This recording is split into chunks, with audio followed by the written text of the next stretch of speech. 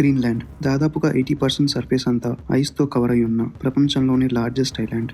ఇప్పటి వరకు ఇది డెన్మార్క్ కంట్రోల్లో ఉంది. అయితే ఇప్పుడు దీన్ని ట్రంప్ కావాలంటున్నారు. ఇందుకోసం చాలాసార్లు డెన్మార్క్ గవర్నమెంట్తో మాట్లాడి చూశారు అండ్ ఈవెన్ మనీ పే చేస్తామని ఆఫర్ కూడా ఇచ్చారు. దానికి డెన్మార్క్ ఒప్పుకోలేదు. కోఆపరేట్ చేయకపోతే యుఎస్ మిలిటరీని పంపించి మరీ ఆక్యుపై చేస్తామంటుంది. అయితే యుఎస్కి సడన్గా ఇంత ధైర్యం ఎలా వచ్చిందంటే కొన్ని వారాలు వెనక్కి వెళ్తే జనవరి 3 యుఎస్ ఆర్మీ వెనిజులాకి వెళ్ళి వాళ్ళ ప్రెసిడెంట్ని క్యాప్చర్ చేసి యుఎస్కి తీసుకొని వచ్చింది అండ్ వాళ్ళ కంట్రీని మేమే రన్ చేస్తామని కూడా చెప్పింది. తీసుకొచ్చిన 2 రోజుల పాటు కొన్ని విమర్శలు వచ్చాయి. అలాగే యుఎస్ చేసిన యాక్టివిటీని చాలా కంట్రీస్ అపోజ్ చేశాయి. కానీ యుఎస్కి పెద్దగా నష్టం కలగలేదు. అలాగే యుఎస్ఏ రెప్యుటేషన్ కూడా తగ్గలేదు. సో యుఎస్కి ఇప్పుడు మిలిటరీ అటాక్స్ చేసిన పెద్దగా కాన్సిక్వెన్సెస్ ఉండవని అర్థమైంది. అండ్ ఒకవేళ యుఎస్ డిసైడ్ అయితే మిలిటరీని సెండ్ చేసి కొన్ని నిమిషాల్లోనే ఆక్యుపై చేయగలరు. అసలు యుఎస్ఏకి గ్రీన్లాండ్ని క్యాప్చర్ చేయాల్సిన అవసరం ఏంటంటే గ్రీన్లాండ్ లొకేషన్ నార్త్ అమెరికా అలాగే నార్వేకి మధ్యలో ఉంటుంది. సో స్ట్రాటజిక్గా మిలిటరీ బేస్ పెట్టుకోవడానికి బెస్ట్ స్పాట్. అయితే యుఎస్కి అక్కడ ఆల్రెడీ 4 మిలిటరీ బేసెస్ ఉన్నాయి అండ్ ఇంకా కావాలంటే డెన్మార్క్ని అడిగితే ఈజీగా పర్మిషన్ ఇస్తుంది. కానీ ట్రంప్కి కావాల్సింది మరొకటి.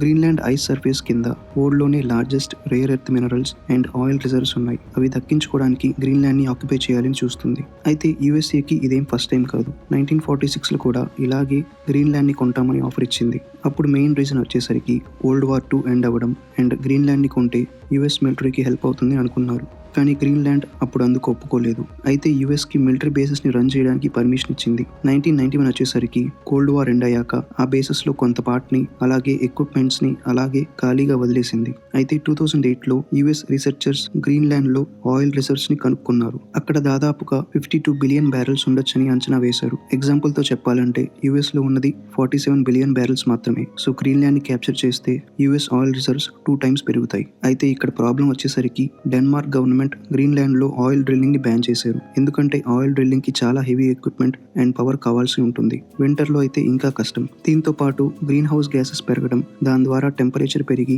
ఐస్ కరిగిపోతుంది.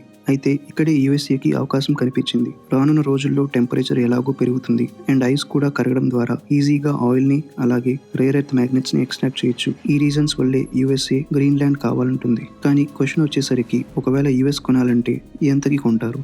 ఒక ఎస్టిమేట్ ప్రకారం గ్రీన్లాండ్ న్యాచురల్ రిసోర్సెస్ అన్ని కలిపితే వాటి వాల్యూ దాదాపు $2 ట్రిలియన్ ఉండొచ్చు. ఇంత పెట్టి కొనాలంటే యుఎస్కి కూడా చాలా కష్టం. సో నెక్స్ట్ ఆప్షన్ మిలిటరీని పంపించి మొత్తం క్యాప్చర్ చేయడం.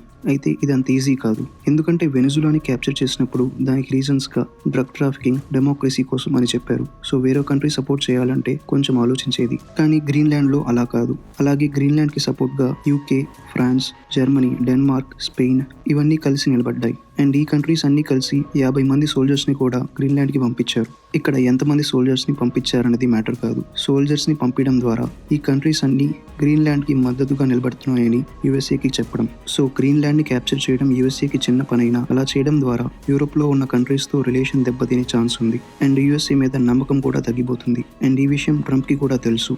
అందుకే వెనిజులాని క్యాప్చర్ చేసినంత ఈజీగా గ్రీన్లాండ్ని చేయలేకపోతున్నారు. అలాగే గ్రీన్లాండ్తో డిస్కషన్స్ కూడా సరిగ్గా లేకపోవడంతో గ్రీన్లాండ్ మీద ప్రెజెంట్ 10% ఉన్న టారిఫ్స్ని ఫిబ్రవరి నుంచి 25%కి పెంచుతామని అంటున్నారు. అలాగే గ్రీన్లాండ్తో ట్రేడ్ చేసే కంట్రీస్ మీద కూడా టారిఫ్స్ వేస్తా అంటున్నారు. ఇవన్నీ గ్రీన్లాండ్ని దక్కించుకోవడానికి ట్రంప్ వాడే కొన్ని టాక్టిక్స్. కానీ గ్రీన్లాండ్ మాత్రం ప్రెజెంట్ అయితే మీరు ఏం చేసినా నాట్ ఫర్ సేల్ అని బోర్డు పెడుతుంది. ఫైనల్గా యుఎస్ఏ చెప్పే లాజిక్ వింటే మీరే షాక్ అవుతారు. ఒకవేళ గ్రీన్లాండ్ని మేము క్యాప్చర్ చేయకపోతే రష్యా లేదా చైనా క్యాప్చర్ చేస్తాయి.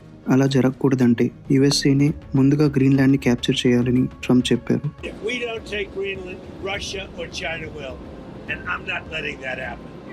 సో అంతే గైస్, దీని గురించి మీరేమనుకుంటున్నారు?